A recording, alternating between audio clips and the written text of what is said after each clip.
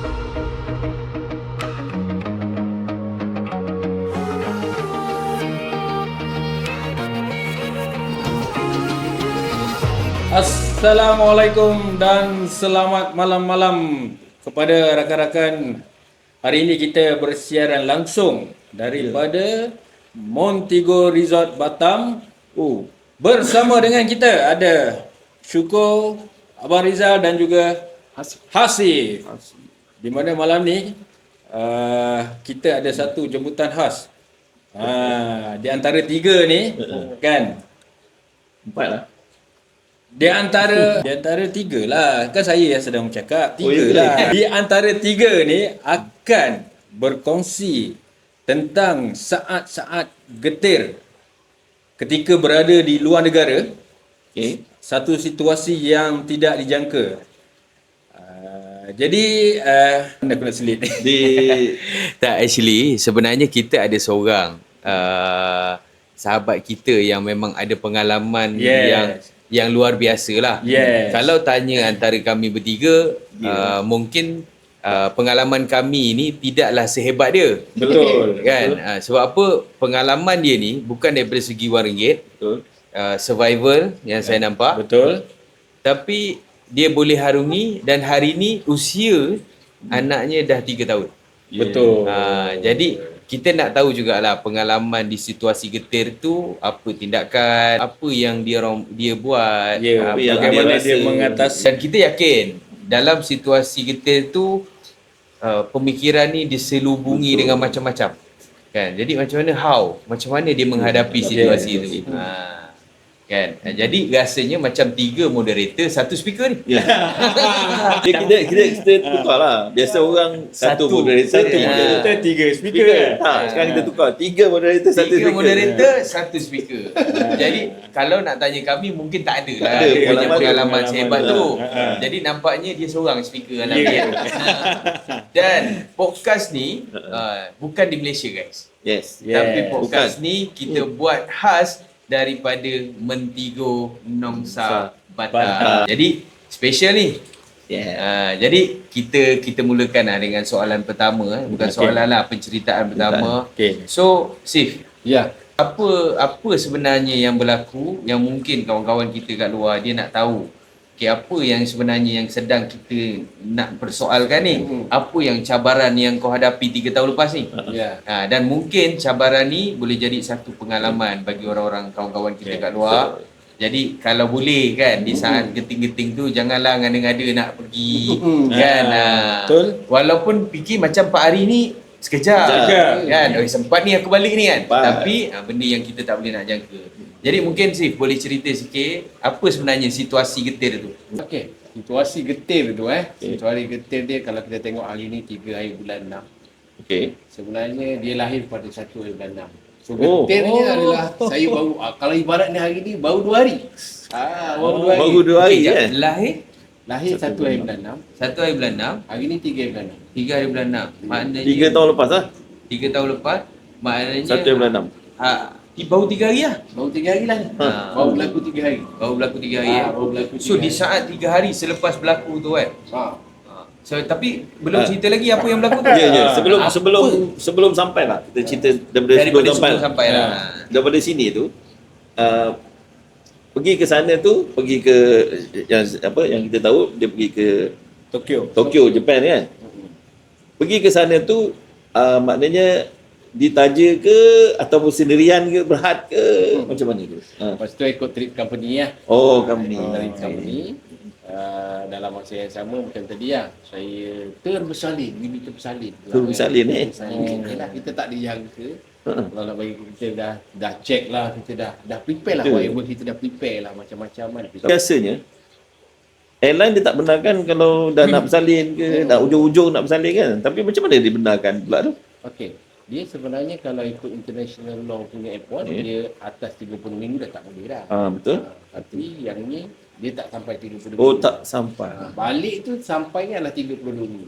Maknanya kalau selepas 4 hari balik tu barulah sampai 32 minggu tu. Okey. Dijangkakan macam tu lah. Dijangkakan macam gitu lah. Tapi macam mana pun bila kita dah contact dia orang perlukan approval daripada hospital. Betul. Jadi kita pun buat. maknanya sebelum awak buat keputusan untuk pergi ke Tokyo tu, maknanya isteri tu dalam keadaan 33 minggu. Ya. Betul? Ya. Oh, berani ni bang. Memang berani ambil risiko. Kita itu adalah anak ke-5, dengar kata Dah biasa. dah biasa. Dengar kata yang ke-5 dah biasa, kemudian tak ada pula kes lahir kebanyakannya lebih pula. Oh, terlebih. Lebih. Dia akan terlebih seminggu ataupun 2 minggu. Okey. So biasanya Based kalau pada pramatang pengalaman. ni orang yang baru. So ni dah anak kelima. Dan anak ke-5. Rupanya pramatang juga. Kita tak tahu kan. Aduh kan. Apa dalam penerbangan tu tak ada apa masalah lah. Tak ada masalah. Sebab Oh. kita dah check pun normal. Okey, semua baby, normal. Tak ada duduk kat bawah. Tak benda ada, semua, oh. Tak ada. Dan kita tak ada history pasal baby pramata. Tu tak pernah ada. Okey. Cuma Hmm. history saya bila dah terjadi lah kan. Ha. Bila saya dah terjadi, saya ada history rupanya. Anak 1, 2, 3, 4 semua memang travel.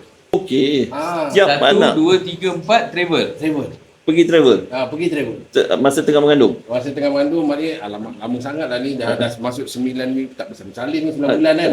Tak bersalin. Kita travel lah. Mana bila kita travel tu kita jalan-jalan kan. Kita dapat jalan. Oh okey, minggu depannya bersalin. Okey. Oh, si. Jadi kononnya ingat ni, ni kalau Jepun, Jalan-jalan. balik Jepun dah settle lah. Dia kalau kiranya, okey ni balik Jepun. Lepas tu kalau nak travel pun travel kat dalam Johor lah. Sikit je kan. Tak perlulah travel macam anak pertama, travel balik kampung. Selamat. Okey. Jalanan, dekat keluar. Oh, bersalin dekat keluar. Dalam perjalanan nak ke kampung tu, Tak sempat sampai lagi. tak sempat sampai ke keluang dia dah nak keluar. Itu anak pertama. Itu pertama. Anak kedua pula Anak kedua dalam perjalanan nak balik Kulai. Kulai. Nak ke KL tak KL? sampai juga. Sampai KL balik dia tu. Dah sampai KL Dah balik sampai ya. KL sama juga pilih antara dua lah kan. Antara dua tu nak pilih Keluang ke Batu Pahat sampai kat tu kan. Okey, tanya bini. Sekali Keluang ada hospital baru. Okey, pilih hospital baru lah Keluang. Begitu. Boleh pilih waktu tu kan? So, travel juga. Travel juga. Okey. Yang ketiga? Dan keempat travel juga. Travel juga. Travel pergi mana? Pergi Melaka ke pergi mana lah. Saya kata ingat dah anak ramai sangat dah. Kalau dah cerita. Tapi yang penting travel. Yang penting travel. Travel juga. Rupanya travel. Yang kelima ni Lagi kita jauh. balik. Oh lambat lagi. Biasanya memang bulan lebih sikit lah kan. Seminggu 2 minggu. Jadi kita boleh lah kita travel dulu. Lambat lagi. Tengok simptom-simptom pun tak ada. Okey. Rupanya dia pilih kat Jepun. Itulah. Dia pilih nak sebenarnya tak pernah pergi hospital swasta pun. Dia tak pernah hospital swasta kan. Memang niat yang last itu yang last ke hospital swasta lah. Sekali Niat dia minta jemaah, dia jamakkan sekali. Dia jamak. 1, 2, 3, 4, okey jamak sekali. Okey, inilah bil hospital. Betul-betul dia bagi kan. Tapi sih yelah, waktu kau dapat trip company tu kan, ada tak dilema nak pergi tak pergi, nak pergi tak pergi? Nak pergi tu sebenarnya buat check lah. Kita buat check kat hospital nak pergi tak pergi tu tak ada juga. Tak juga kan. Kita rasa boleh kot pergi pasal tak apalah kita buat check up dulu. Check okey tak? Tak apalah kita buat confirmation. Kalau government, dua-dua government pergi kat government, pergi kat swasta. Okey. Dia buat check. Okey, dia kata kalau isteri dah gitu, tapi saya nasihatkan, adalah doktor cakap kan, nasihatkan memanglah nasihatkan tak. So, saya rasa boleh kot. Tapi disebabkan pengalaman empat tu, Pengalaman empat tu, kita tak terfikir pasal travel tu, tak ingat. Yang empat tu, okey kita ni normal kan, normal dan terlebih bulan kan, 9 bulan, lebih seminggu 2 minggu. Disebabkan tu okey isterinya cunah gitu. Tapi perancangan je kan. itu yang orang cakap. Kita mampu merancang, tapi perancangan dia lebih cepat Okey lah, jadi maknanya di awalan tu memang dah ada check up, semua dah diluluskan, dah ada result apa semua everything okey kan. Everything okey. Tapi sampai je dekat Jepun, hari pertama tu yang kena ke ataupun dah sempat jalan dulu Sempat apa jalan. semua? Dah sempat jalan dulu, kita dah pergi dekat Gunung Fuji. Oh, sempat tengok Gunung Fuji. sempat. Tengok Gunung Fuji. Makan daging wagyu pun sempat. Makan daging yang dengar radio dengar radio.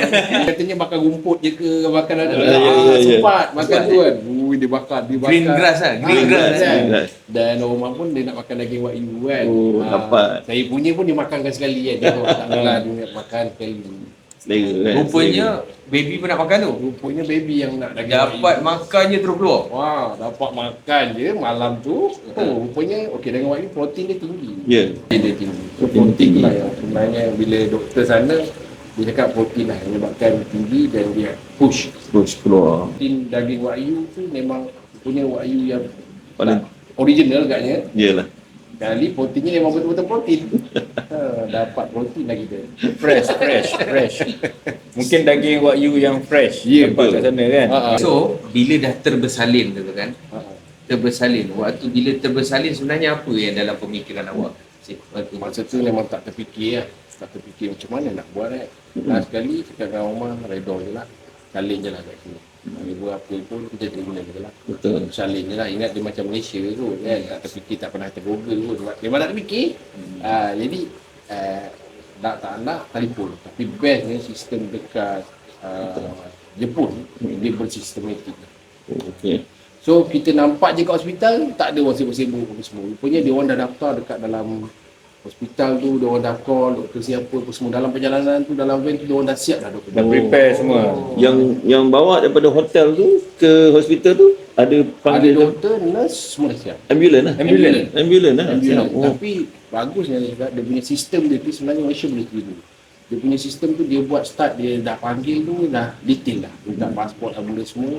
So kita tak akan nampak hospital tu dekat emergency tu penuh. Ya. Terus pergi mana doktor? Buat berapa? Jalan. Terus jalan. Terus jalan. So saya tengok pendaftaran dia tu adalah dekat Dalam perjalanan. perjalanan dia. Okey. So dia dah call, dia dah boleh contact, dia bukan weh okey tak ada. Dia Tak pergi, ada. dia register, dia punya dah check darah, benda semua. Itu semua dalam perjalanan. Okey. So dia orang ada, jadi dia orang jimat lah kat situ. Dia ada lori dia orang, ini punya dia orang tu. Dia orang dah siap. Siap lah. Dia dah tahu dah tugas dia. Kalau orang macam ni, apa yang dia kena buat, ambil tekanan darah, ambil darah, Ya. jenis darah, semua dah siap. Normal. Dia dah arrangekan dengan hospital, doktor mana, ward mana. Ya. Sampai terus masuk. Sampai terus masuk dia. So tak adalah macam kita tengok dekat Malaysia dia punya. Ya, ya. Jam kat hospital. Ya, betul. Pendaftaran nak baru ni ada Okey, sampai nak 6 jam. Desmin dalam perjalanan tu construction lama tak? Ke ataupun sampai hospital tu bersalin? Alhamdulillah bersalin normal. Tapi Normal. tak disangka rupanya kat Jepun ni bersalin normal mahal. Bersalin biasa murah. Murah. Dia terbalik Terbalik. Kalau kat Malaysia, So detik dapat tahu yang nak bersalin tu, waktu tu dekat mana dan tengah buat apa waktu tu? Masa tu malam pagi. Tengah malam. Tengah malam. Dah ada construction lah. dah construction lah. Malam pun dah ada construction. Malam dah pukul 4 pagi. Dia dah tidur kan. Rasanya dah construction. Construction dah kuat sangat. Tengok dah 10 minit, 20 minit kan. Lepas tu dah berhenti. Oh, masa kat hotel. Masa tu terus panggil ambulans ke ataupun pihak hotel yang buat ambulans datang lah. Oh, okey. Tapi waktu tu tak terfikir amount apa semua kan? Tak ada fikir. Waktu tu fikir macam mana nak selesaikan ni dulu. Selesaikan yang ni. Nak selamatkan Okey, dulu. maknanya step 1 tadi untuk settle bersalin selesai. Selesai. Dah bersalin ni kat hospital. Lepas daripada bersalin tu, bila awak tahu kos? Dalam Japan ni, dia bukannya kos kena bayar final bill. Kena kos dahulu, bayar dahulu, baru buat prosedur. Sebab foreigner, betul? Sebab foreigner. Sebab Bayar. melancong, memang kita kena bayar dulu baru dia orang akan buat. Sama kat Malaysia pun sama. Sama. Sama. So that's Kalau mean untuk foreigner. first tu berapa agak-agak kos yang mungkin boleh share sikit? So masa first tu agak-agak dia berpeluh juga. Bila dia tu convert di Malaysia hampir 300 lebih lah. 300,000. 300,000. Oh, 300,000. Untuk buat prosedur tu kau kena bayar 300,000 dulu. Ya. Sebab baby pramatang dia tak bagi benarkan Oh, Oh, okey. pramatang dan dia tak benarkan untuk balik. untuk balik. So dia estimate 30 hari akan stay di hospital. Betul, Okey. 30 hari stay hospital. So 30 hari bayangkan kalau kat Malaysia pun katakanlah 1 hari 2,000 masuk dalam Ya, ya. juta. Betul. Kalau Lebih better. 5,000 lebih kurang dia. So that's mean kalau kat sana 300,000, that's mean sehari 10,000. Ya. Tapi ya Jepun mahal sikit 1 hari Ya, 10,000. kos di sana Tapi je pun. alhamdulillah lah kita buat rayuan antara waktu fikir macam mana nak buat Okey. Tanya dalam grup kawan-kawan yang ada kat Jepun dan benda semua kan. Masa tu Agak viral juga kat Jepun masa tu. Diorang share-share kan. Kita bersalin kat situ kan. Diorang jumpa. Tapi terima kasih lah pada kawan-kawan yang stay kat Jepun, yang duduk kat sana, orang Johor kan. Banyak bantu saya. Yang kat sana memberi idea. Dia kata try pergi kedutaan. So kedutaan buat rayuan. Antara kedutaan dan kedutaan minta buat rayuan. So sampai lepas ni nak pengalaman dia tu pergi kat kedutaan. Buat rayuan. Tapi kedutaan tidak akan bayar. Tak. Buat rayuan boleh. So kedutaan, terima kasih kepada kedutaan Malaysia di Jepun membuat rayuan di hospital. Okey, kepada hospital lah. Dia bantu untuk buat dapatkan pengurangan. Betul. So akhirnya bilnya Bil RM 198,000. 198,000 kena bayar dulu baru boleh buat prosedur. Baru buat prosedur. Wow. Ada 4 hari masa tu.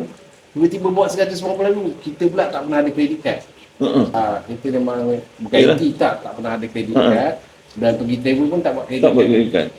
Tak ada kredit card macam mana? Yalah, tak ada. Jadi di situasi tu how to do apa yang awak buat? Apa yang dipikir buat, kedutaan memberi idea lah. Memberi idea, dia kata okey buat bayaran macam mana pun kena buat bayaran juga. So kita tak boleh minta, kedutaan bukannya kebajikan. Betul. Yang kita minta, nak tak nak kita kena keluarkan duit lah. Wow. Kena keluarkan duit dan buat bayaran. So Bayaran tu kena sekaligus. 198,000 tu. ya. Dan dia orang nak dalam masa 24 jam. Macam mana kita nak transfer? Walaupun okey, kita ada amount macam ni, kita nak transfer kan 198,000. Kita pun nak call sana, tak terfikir nak call sana, nak open 198,000. Dia orang kena pergi kat sana, kena sign sebab lebih daripada transfer kan. So mungkin ada mana laundry ke apa. Betul. Nak tak nak, kena cakap dengan syarikat. Dia orang fund dulu, lepas tu kita akan bayar. Kita akan bayar Pada syarikat lah. That's mean syarikat trip awak lah. Syarikat trip akan bayar. Bayar dan kita tunjukkan amount yang kita bayar. Sampai kita akan bayar. So sampai dia bagi agreement dulu, sign, settle. Settlekan dulu. Nasib baik. Nah, itu pun salah satu jalan yang diberikan kan. Kalaulah kata tak ada syarikat tu, contohlah kita travel sendiri.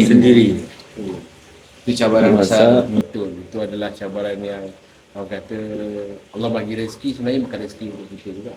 Betul. Sebenarnya rezeki tu mungkin ada untuk hospital sana. So kan dia punya haluan dia macam tu kan. Maksudnya benda tu dalam masa 4 hari tu lah lakunya. Kan tadi nak duduk Jepun 4 hari je. 4 hari je. Patutnya pembayaran tu pada hari yang kedua. Kena buat pada hari yang kedua. Hari kedua. Kena bawa bayaran. Kena bawa. So company selesaikan. Kami pun selesaikan lah. Terpaksa selesaikan. Keluarkan. Sebab dia orang ada akaun. Dan walaupun kat sana, dia orang ada akaun di Jepun. Dia orang keluarkan dan saya tunjukkan agreement untuk bayar. Kita bayar lah. Kena bayar selepas balik, kita bayar. So hari pertama, hari kedua dah bayar. Hari ketiga, maknanya awak tak pergi ke mana-mana lah. Duduk di hospital lah. Hari pertama, saya fikir, saya dah keluarkan 100,000 ni. Karena 30 hari duduk hotel, tak pedik juga. Betul. Kau sana hotel mahal. Okey, cabaran pertama adalah bersalin di sana.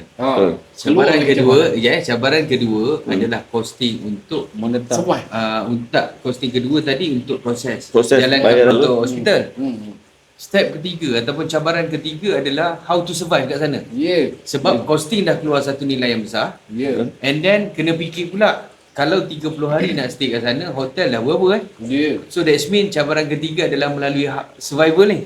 So apa sebenarnya yang awak buat dalam melalui fasa survival ni pula? So tindakan kena ambil dalam masa 12 jam. Kena fikir berapa jam, ada semua dah bersalin dah settle lah. So tindakan kena buat dalam masa beberapa jam. Kena ambil tindakan, kalau tak nanti macam mana kan. So sana dia tak ada prosedur pembatang ke benda semua tak ada. So maknanya bersalin normal boleh keluar terus. Balik. Maknanya wife boleh keluar terus dah boleh keluar. Baby tak boleh discharge terus lah. Baby yang di dalam hospital. Sana dia tak ada macam kita berpantang. Tak ada. Tak ada berbantang. So that's mean habis jam salin wife balik. Wife hari tu saya ambil decision, memang tawakal. Kalau kos orang agak tinggi. Jadi saya rasa biarlah saya yang survive. Biarlah lelaki yang tanggung. So saya rasa saya boleh tidur di mana-mana, boleh fikir. Boleh lah aja kan. Tak kisahlah mana, saya cari masjid. Saya cari masjid. So apa ke, awak tak kisah, awak balik. Okey. So dalam keadaan balik, kawan-kawan pula fikir, ni kalau balik boleh menyebabkan tumpah darah sebab pressure tinggi. Maksudnya dia fikir balik. Alamak. Last sekali, kawan-kawan tolonglah. Terima kasih kepada kawan-kawan sekeliling. Buat macam mana? Orang rumah dia kata nekat, kita ambil, dia orang kumpulkan tudung. Okey. Kumpulkan tudung, ada baju ikat apa? Andung. Bengkong. Buat bengkong. Bengkong. Buat bengkong, buat ikat. Buat ikat. Gerak. Oh, tetap balik maksudnya. Tetap balik. Tetap balik. Dia jenis nekat je lah kan. Orang rumah kata balik lah. Maknanya ikut hari keempat punya flight balik tu lah. Dengan kawan-kawan yang lain. Oh tak? Tak. Ambil tiket lain. Ambil tiket lain? Tiket lain lah. Kena beli tiket lain. Uh-huh. So dia kena gerak balik lah. Hari yang besoknya, hari yang ketiga tu dia kena gerak balik. Hari kelima. Dia balik seorang ke atau dengan ada teman Ada dia? teman lah. Ada teman Ada dia. kawan yang ikut Kawan-kawan. trip tu, dia ada 2-3 trip. So Ah. dia ikut trip. Oh, yang tu ikut balik trip. lah. Okey, baik. Oh, baik. So ikat bengkong, kita pandaikan kawan pun ada. Ikat bengkong jadi bidan jap. Ikat bengkong, bismillah. Jalan. Alhamdulillah selamat sampai. Sampai Oh, kalau tak dia ada efek tumpah darah lah. Betul, Macam betul, lah kan betul. bila orang dengar macam Tekanan, itu kan. ya. Betul juga. Tekanan dia perlu semua Ya, kan. betul. So baby tak sampai 1 kilo. Oh ya ke? Kecil maksud lain. Kecil. Oh, sebab dia peramatang. sebab dia peramatang kan. So nak tak nak, hospital dia tak ada macam Malaysia. Tanggungan design dia, maknanya tanggungan kepada mak bapak ke apa, tak ada.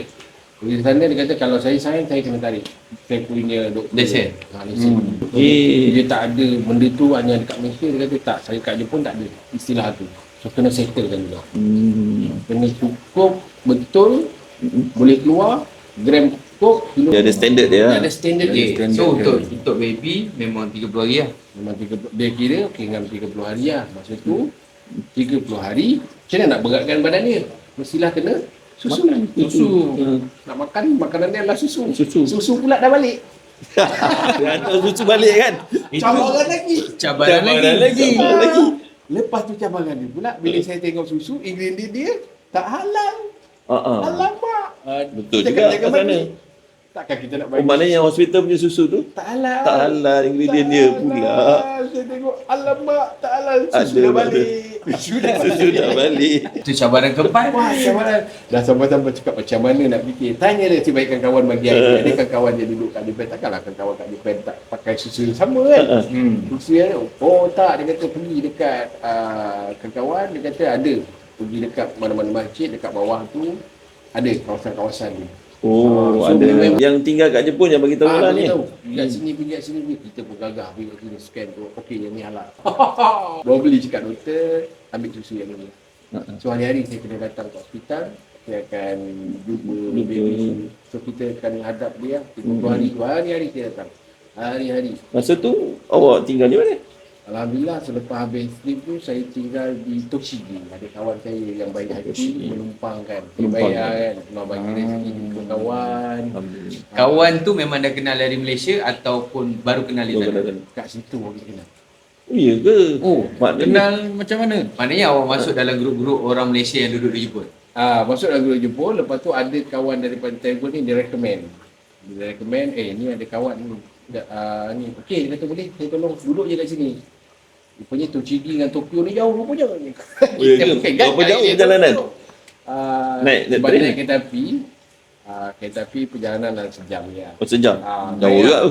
naik hari-hari naik apa Naik yang train. train yang Shinkansen. laju. Shinkansen. Ada gambar dia. Laju kan. Shinkansen sejam. Laju pun sejam. Laju pun dia setengah jam. Lepas tu setengah jam lagi antara bandar tu Dan nak tu pergi bergerak mana? tu. Ke hospital Setengah lah. jam. Ada station. Kalau Shinkansen tu dia punya speed tu 300 Ya. km sejam tu lebih tau. Ya, Kalau dia kata setengah jam naik Shinkansen jauh tu. jauh. Jauh tu. Jauh, betul jauh. Jauh. Sebab flight patutnya ada flight, ibarat jauh dia ada flight pun jauh antara dua tempat. Boleh ada flight. Boleh. Dua tempat tu. Dua tempat. Maknanya jauh tu. Jauh. Jauh Okey, tu. kejap. Susu tadi. Empat tadi, empat tadi Cabaran. cabaran susu pula. Ah, Cabaran yang Kelima. kelima tadi, maknanya jarak setiap hari nak kena pergi ke hospital ya. melalui kereta api laju tadi. Ya. Costing dia Kos pula. lagi. Kos lagi. Hari-hari kena pakai costing. Mahal juga. Berapa tu costing? Harian Satu perjalanan Satu perjalanan RM50 Malaysia. lebih kurang Saya kan tak ingat anggaran lebih kurang 100. 100. 1 hari. Tapi itulah survive. Dia bagi Yalah, survive. Itu perjalanan. Perjalanan, pakaian ada 4 hari je kan. Makan, minum, macam mana? Makan minum, ni makan minum. Kita dah lah tak biasa kan makan yang tak ada gula, sana kurang gula. Betul. Masuk tin ke apa, air tin ke apa semua tak ada gula. Tak ada. Nasi pun tak ada kanji. Dia punya nasi tu seketul je, okey dah. Patutlah kau orang Muslim-Muslim. Baru dia tu selim tu orang. Balutkan dengan apa, sotong gurita, itulah nasi. Okey dah. Stop makan tu je. Onigiri nigiri tu. Tapi cukup, sebenarnya kenyang. Kenyang. Survive untuk makan yang halal agak susah di negara yang bukan Muslim. Jadi kita kena google dan cari. Tapi banyak sebenarnya saya survive dengan cara tak semestinya kita makan nasi pun. Kita boleh makan jagung. Kat 7-Eleven ada jagung bakar. Betul. So kita makan jagung bakar. Betul saya makan jagung bakar kadang-kadang makan tengah hari. Cuma dah jimat je masal kan. Makan ni jagung bakar. Takkan kita nak tiba-tiba nak ke kedai. Kita pun tak tahu kedai tu halal. Jauh lah nak bergerak benda-benda tu. Bukan pasal tak nak beli. Nak survey lagi. Nak ke kedai. Kedai tu perjalanan tu kos lagi kan. sampai dah kedai nak beli makanan tu kos lagi. Kos lagi. Jadi nak tak nak beli je lah kat 7-Eleven yang halal. Contoh jagung, onigiri tu ada yang halal. Beli-beli yang macam itu je. So saya boleh tengok baby tu hari-hari dalam perjalanan hari-hari. Jadi Sepanjang 30 hari. sepanjang 30 hari saya stay di sana, kawan yang stay. Ada tak bekerja di sana? Sebab tadi kita dah tengok ada 5 cabaran. Betul. 5 cabaran utama yang everyday kena fikir. Everyday kena spend. Everyday kena spend. And then yalah, kalau kata tak ada benda yang masuk pun kadang-kadang tadi dah keluar satu nilai yang besar kan.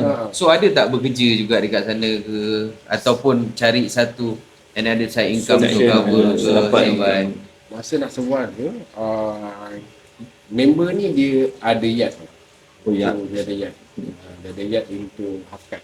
Nasib baiklah saya ni tak adalah ni kan, jadi panas semua kenal. Jadi member tu baik aku kerja kat tempat kau je lah. Aku nak melawat baby pun boleh sejam je. Selepas tu aku dah tak tahu dah nak buat apa. Takkan hari-hari nak berjalan kat Tokyo tak tahu nak ke mana. Dia cakap kawan ni dari sini kan. Alhamdulillah dia bagi kerja kat situ. Buka lah motor Harley Davidson, buka lah motor dia buat hantar ke Asia, ke Indonesia, ke Filipina. Dia banyak hantar ke negara-negara orang Malaysia kita. Sebabnya bekerja di Hafkat di Jepun. Bekerja di Hafkat. Itu sehari dapat berapa tu? Tak ingat lah, dia bagi. Ada. Sebenarnya dia bagi memang, wish, kau dibagi, tak, ini aku nak tolong kau. Kawan tu memang baik, tak, ni aku nak tolong kau je. Dia bukan pasal gaji, tak, ni aku bagi kat kau. So that means dia memudahkan kau dekat sana. Ya, Alhamdulillah Allah mudahkan. Bagi orang yang baik, cara yang baik, nak lahirkan baby yang baik insyaAllah. Alhamdulillah. Tapi kalau dipikirkan setiap anak yang kita terima tu adalah rezeki kan. Benda yang tak disangka kan. Kadang-kadang kita nampak macam nilai yang kita keluarkan tu besar, cabaran besar. Tapi mana tahu berkat rezeki dan doa dia tu Hasif steady sampai hari ni. Kalau tak steady dia tak jadi speaker malam ni. Jarang tau podcast 3 moderator 1 speaker. Maksud tu lagi satu di luar negara. Di luar negara. Bukan di Malaysia. Orang kata apa? Di overseas pak. Betul-betul. Betul sebab benda ni saya rasa anugerah Allah bagi lah kan, sebagai teguran kita, sebagai cara kita yang banyak sedikit dia nak bagi pengalaman yang di luar. Kau tak pernah ni ada nasib government ni kan, minta swasta kau buat asyik ingat government ni kan. 4 kali kau okey lah, yang last swasta lah. Dia jamak sekali apa. Tapi Syed after 3 tahun bila kita kenang kembali kan. Jadi kunci dia adalah kalau yang kita mungkin boleh pakai ayat ni adalah apa pun masalah yang kita hadap pasti ada jalan penyelesaian kan. Betul, mesti ada. Sebab ramai orang dia member kan, gila-gila kan. Kau pergi Tokyo, kau 30 hari kau tinggal kat mana Tokyo ni kan bukan ada apa Yakuza. Ni benda yang baik. Something yang kau keluar je ada yang macam wow, gitu kan.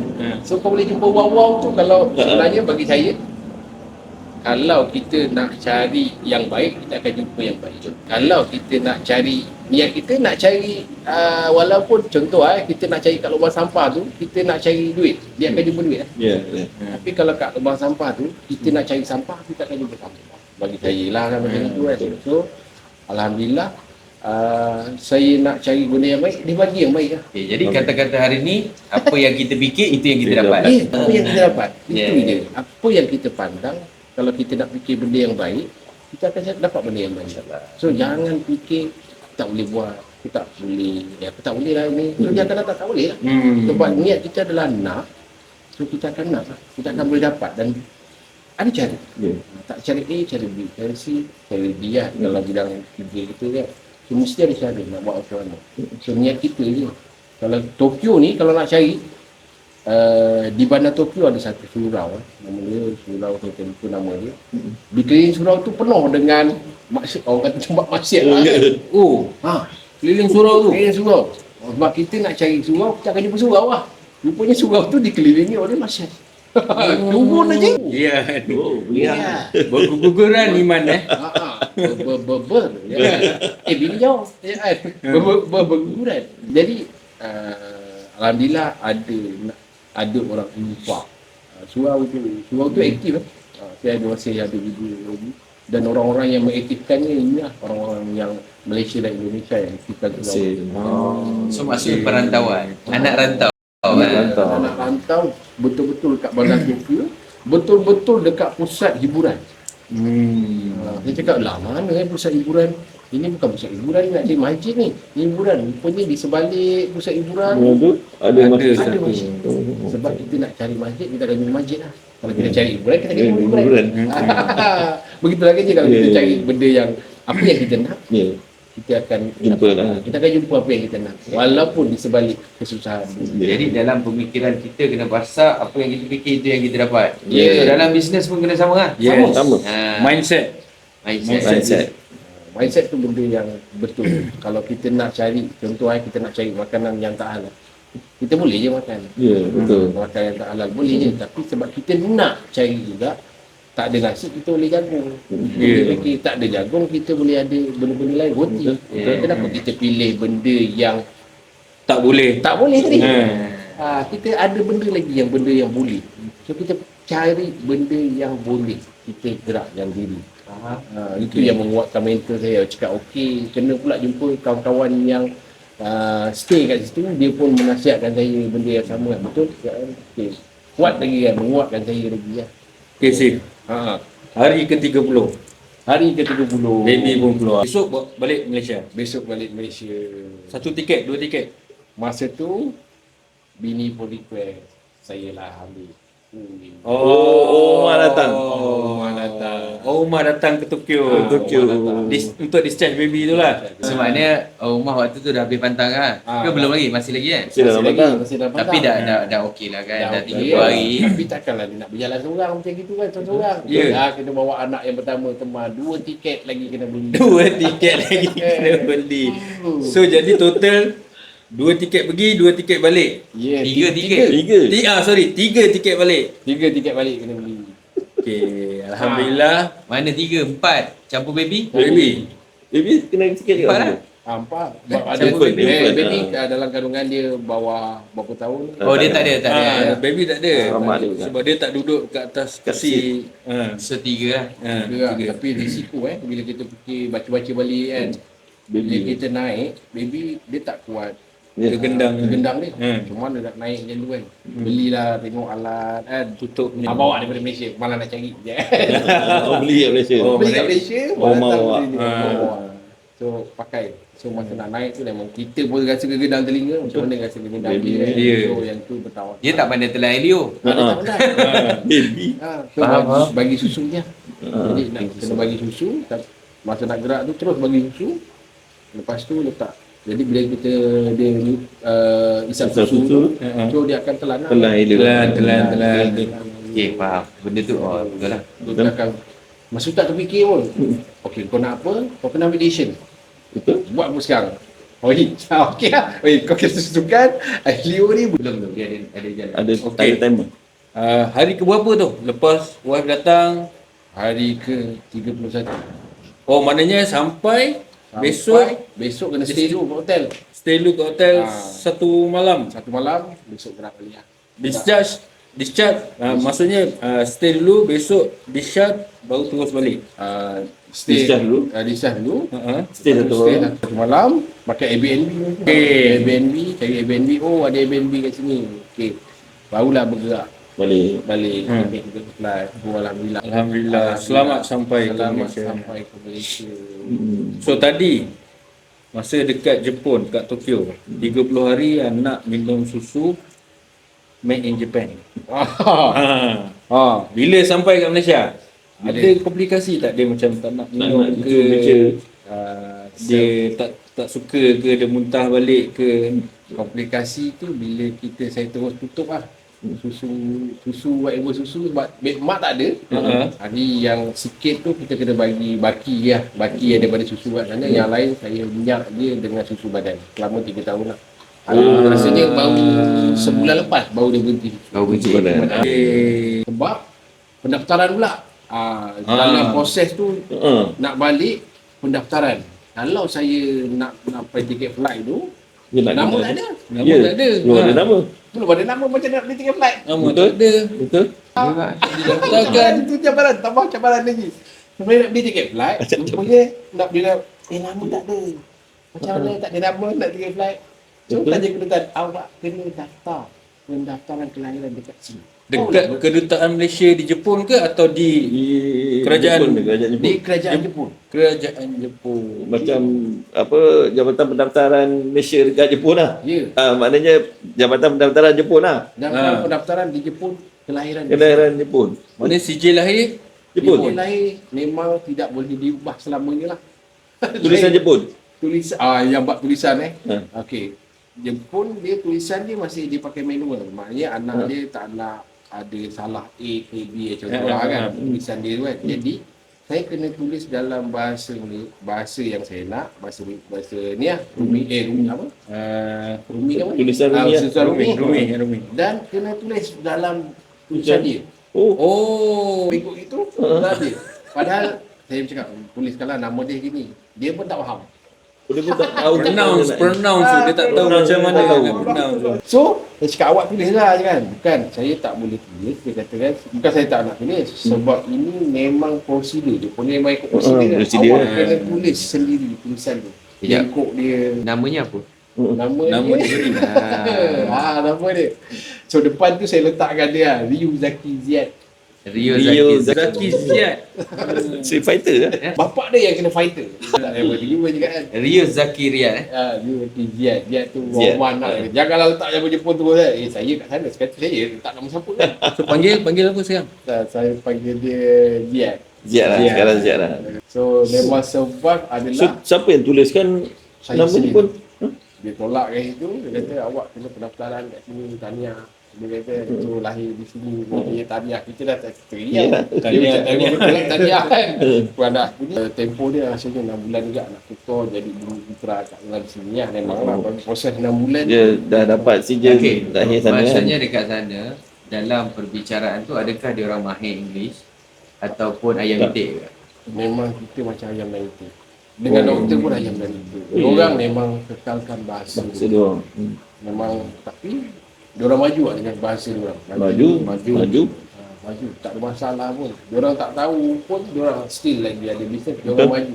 Sebenarnya diorang nak macam tu lah. Diorang nak kekalkan bahasa diorang. So Kang Hasif boleh sebut bahasa dah lupa lah. 3 tahun. Bahasa tu belajar juga macam-macam lah. Habis nak beli barang apa.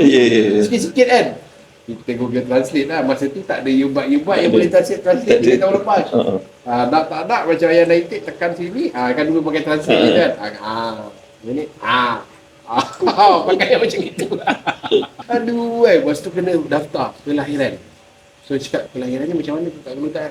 So dia mana kena daftar kelahiran kat sini. Dan dia kata kelahiran ni, sijil kelahiran tidak ada di Malaysia. So in case kalau sijil kelahiran ni kan kita guna sampai nikah kan. Nikah pun sampailah kita nak nikahkan anak pun memang sijil kelahiran dia nak.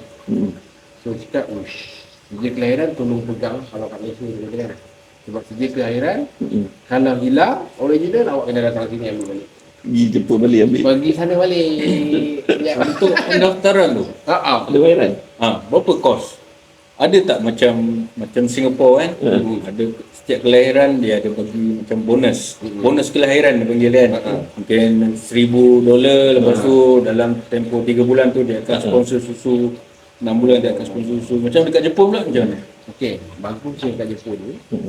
Ini bagus dia, antara benda-benda yang bagus kan. Orang bayar tax banyak. Tapi sebab saya 4 hari stay kat situ.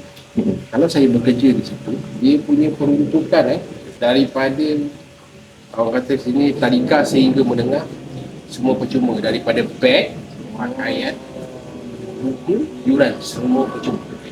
Semua Tadika sampai menengah. tengah sampai menengah percuma. Tadika ni Beg pun percuma. ini memang kerajaan bagi untuk semua rakyat Jepun. Dia Atau salah satu cara macam mana dia orang nak tarik orang luar untuk menjadi rakyat Jepun. itu sebenarnya adalah cara dia orang nak suruh orang luar Jadi jadi rakyat. Jepun. Baiknya Dia orang memang macam gitu. So stay dekat Jepun. Stay kat Jepun. Kerja kat Jepun, sekolah kat Jepun dan semua. Rupanya saya tengok kelahiran di Jepun kurang. teramat kurang. So memang dia orang nak Nak ramaikan ramai kan. penduduk di sana lah. Dia kan tak apa saya balik dulu, saya tanya dia, saya iyakan je lah, malah nak kan. Lepas tu dia buka lah. Okay, ni dia bagi kelahiran, ini sekolah dia macam mana, apa semua. Dah siap lah, awal-awal dia dah bagi. Dia dah bagi tahu apa kelebihan, apa benda semua kan. So antara banyak kelebihan, tapi cukai bila dia tengok cukai tinggi. So dia bagi benda tu patah balik. Ya, dapat balik kepada rakyat dia. Ya, dapat balik pada rakyat percuma. Ya. Dia bukan yuran, bukan buku, malah beg dia bagi. Rasa nak beg Nobita tu. Sama je beg dia sudah buat Ramai dia. pakai beg sama kan. Dia memang bagnya sama itu je. gitu.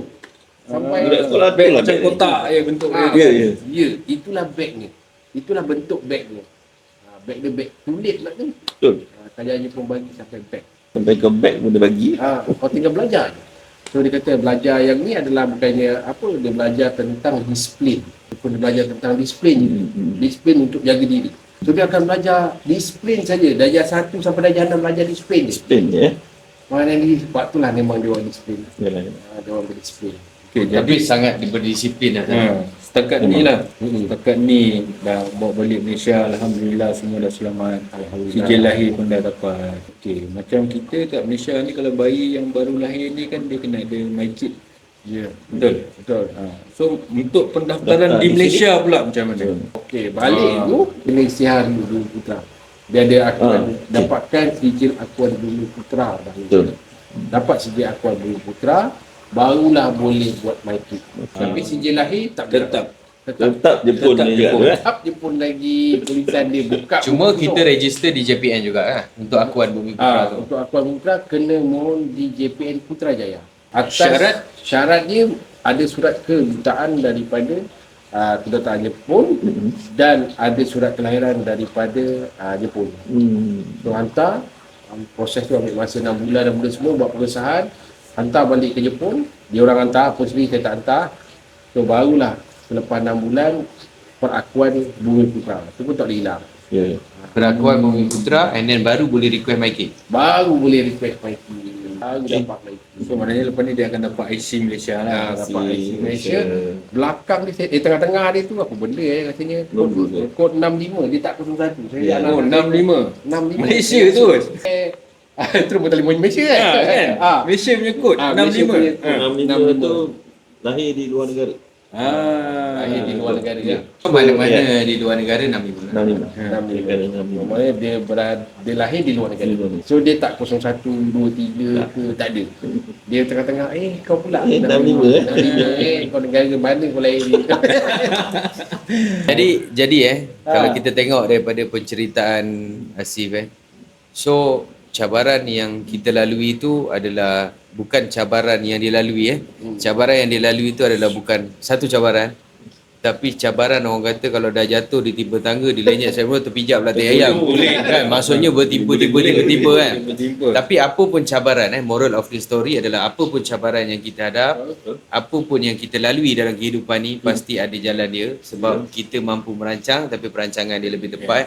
Jadi that's mean kalau kita boleh simpulkan dalam penceritaan Hasif ni, dalam bisnes kita, dalam apa pun yang kita buat, maknanya apa pun cabaran yang kita terima, sebenarnya itu adalah ujian untuk kita dapat lebih baik. Betul. Kan? Betul. Jadi bermakna yang penting jangan ada give up. Kalau kata give up, anak tadi tak sampai Malaysia.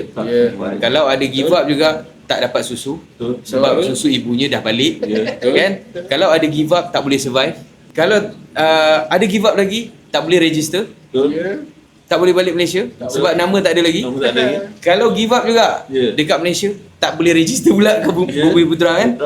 Jadi kalau ikut, yang penting kunci dia jangan give up. Kan? Jadi untuk kawan-kawan kat luar juga kan, kalau kita tengok, nampak penceritaan ni bukanlah cerita tentang property, tentang tanah, tentang bisnes, tapi yang kita boleh relatekan daripada pengalaman getir sahabat kita kan. Jadi benda tu pun boleh jadi orang kata satu, kita panggil knowledge ataupun input untuk diri kita sendiri.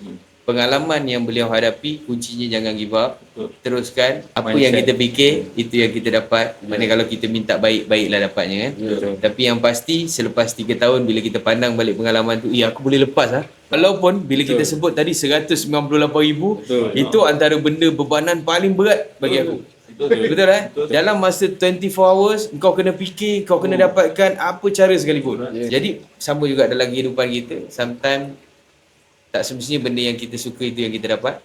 Tapi yang kita tak suka itulah kadang-kadang yang memberi kita satu impact yang besar dalam kehidupan. Contoh saya sendiri, kalau kita tanya dalam bidang sale adalah bidang yang aku benci, yang aku tak suka, sebab pernah cakap dengan orang, sampai mati pun aku takkan buat sale. Tapi hari ni aku survive dengan income daripada sale juga. Kan? Jadi sampai hari ni betul. Kan? Sampai hari ni masih lagi. Jadi ada banyak perkara yang mungkin kita boleh relatekan daripada pengalaman Hasif. By the way, thank you Kang Hasif atas jemputan. Awak special tau. 3 moderator, 1 speaker. Dan podcast ni khas didatangkan di Mentigo, Nongsa, Batam. Jauh betul lah. Jauh. Sambil dengar belakang ni ada derusan air mengalir. Luar biasa. So mungkin bang, sebagai penutup, rasanya dah nak hampir sejam juga podcast kita hari ni. Mungkin tadi saya dah buat sedikit rumusan. So kita bagi kat moderator kedua pula buat rumusan. Saya lagi pergi kat moderator ketiga. Okey, daripada cerita yang Asyik sampaikan ni kan, kita boleh ambil satu iktibar di mana ada ketikanya Allah kadang-kadang nak berbicara dengan kita. Dia nak berbicara dengan kita dengan mendatangkan satu sedikit masalah bagi kita. Kalau ketika itu kita give up dan kita malas berfikir, mungkin akan jadi di sebaliknya lagi menyusahkan. Tapi macam Asif, dia cepat berfikir dan cepat bertindak, dan mungkin itu yang tindakan itu adalah ilham daripada Allah. Tapi dengan izinnya kan, dengan izinnya kan. So dia ambil dengan cara yang baik, cara yang betul dan cara yang tepat, dan Allah permudahkan semuanya. So dalam kita punya pekerjaan pun sama. Kadang-kadang kita berada pada simpangan. Simpang mana yang kita nak lalu, kita kena buat tindakan yang cepat, tindakan yang tepat, tapi percayalah itu semua adalah ilham daripada Allah. Itulah daripada saya serahkan pada moderator ketiga. Terima kasih Asif untuk hari ini. Terima kasih atas. Okey, kesimpulan lah daripada saya, setiap yang diuji ni sebenarnya adalah Allah pilih. Dia hanya uji kita ni disebabkan kita mampu menghadapinya. Salah satu contohnya macam Hasif ni tadilah. Kalau saya kira-kira ada 6-7 cabaran tu kan. Kalau saya sendiri pun tak boleh, tak mampu diakal lah macam mana kita nak handle situasi macam tu kan. Jadi kesimpulan dia dekat situ, kita jangan cepat give up lah. So dalam apa saja yang kita buat dekat dalam dunia ni, dalam segi kerjaya ke, dalam segala urusan keluarga ke, atau apa-apa saja yang kita lakukan, jangan cepat give up. Kuatkan semangat, tetapkan mindset, jalan. Lillahi ta'ala. InsyaAllah. Selagi benda baik kita buat, niat kita baik, Allah akan bantu pemudahkan. So akhir kata daripada Hasif sendiri, ada tak apa-apa pesanan? Pesanan-pesanan akhir. Okey, right. Terima kasih kepada semua moderator dia memberi idea, sebenarnya memberi, orang kata bukan apa pun, sebenarnya itu adalah share sedikit pengalaman lah. Walaupun sebenarnya sedikit sedikit je sebenarnya Allah uji kita. Dia baru sedikit sebenarnya Allah uji saya. Jadi ujian tu menyebabkan rupanya selepas ni saya kena berdiri lagi kuat. Dan sebenarnya ujian tu sebenarnya manis. Ujian tu manis. Manisnya lebih baik daripada madu kadang-kadang. So ujian. Jadi boleh tak saya nak lengkapkan ayat tadi tu? Ya, boleh. Apa makna manisnya madu kalau kita tak pernah rasa pahit dan bedu kan? Jadi Apa makna sebuah kejayaan tu kalau kita tak pernah lalu kesukaran, kegagalan tu kan? itulah sebenarnya yang Allah nak bagi. So kau nak rasa manisnya, kau kena lalui. Begitu juga Allah dah bagi, kau nak pergi ke syurga, kena lalu siratul mustaqim dulu. So Allah dah bagi dah benda-benda macam tu. So kita kena hadap ujian, kena buat benda yang betul. Mindset kena betul, cara kena betul. Whatever apa saja, set kita adalah kena positif. Jangan fikir negatif. Jangan fikir tak boleh buat. So kena fikir boleh buat. So boleh buat, kita minta dengan Allah. Allah bagi jalan. Dan kalau kita fikir negatif, so macam mana Allah nak bagi Kau dah fikir negatif, kau nak negatif. Okey, Allah bagilah negatif. Kadang-kadang Allah bagi juga yang positif. Baiknya Allah bagi juga yang positif. Kau tak nak juga kan. Itulah saya lah. Saya sebagai manusia macam gitulah. Kan kita dah fikir Allah dah bagi yang positif pun kita nak fikir lagi negatif kan. Itu nasihat bagi saya lah. So saya kena still positif dan positif. Buat lebih baik demi untuk keluarga dengan anak-anak. Itu je lah. Terima kasih semua. Okey. By the way, thank you Kang Hasif. Okay, semoga lepas ni ada jemputan lagi untuk Kang Hasif. Dan mungkin lepas ni kita buat podcast di Tokyo bang. Tokyo. Berbeza lokasi kan. Rio Zaki Zia. Okay, oleh kerana Rio Zaki Riyad tadi, terhasillah podcast hari ni kan. Walaupun bukan di Tokyo guys, tapi yang penting di overseas. Di overseas. Yang penting travel. Anak travel, bersalin travel, cabaran travel, everything semua travel. Podcast pun travel. Mantap. Jadi, so rasanya cukup sampai sini. So bagi kawan-kawan kat luar, mungkin cerita ni ada mungkin boleh dapat sedikit manfaat. Kalau you all rasa manfaat lah, bergantung macam tadi Kang Hasif cakap, apa yang you fikir lah. Kan? Kalau you rasa benda ni tidak mendatangkan faedah, it's okay. Tapi bagi kami, banyak manfaat. Walaupun kita cerita ni tentang kelahiran seorang bayi di Jepun, tapi kalau kita relatekan dengan kehidupan kita, sebenarnya banyak benda yang kita dapat belajar. Kan? Jadi semoga podcast ni boleh bagi manfaat kepada rakan-rakan di luar. Dan kalau suka, jangan lupa subscribe guys. Subscribe guys. Jangan lupa subscribe dan boleh bantu sharekan podcast ni pada rakan-rakan dekat luar. Semoga kita jumpa lagi di podcast yang akan datang. Lokasi akan diberitahu. Check it out. Assalamualaikum. Mantap. Mantap podcast.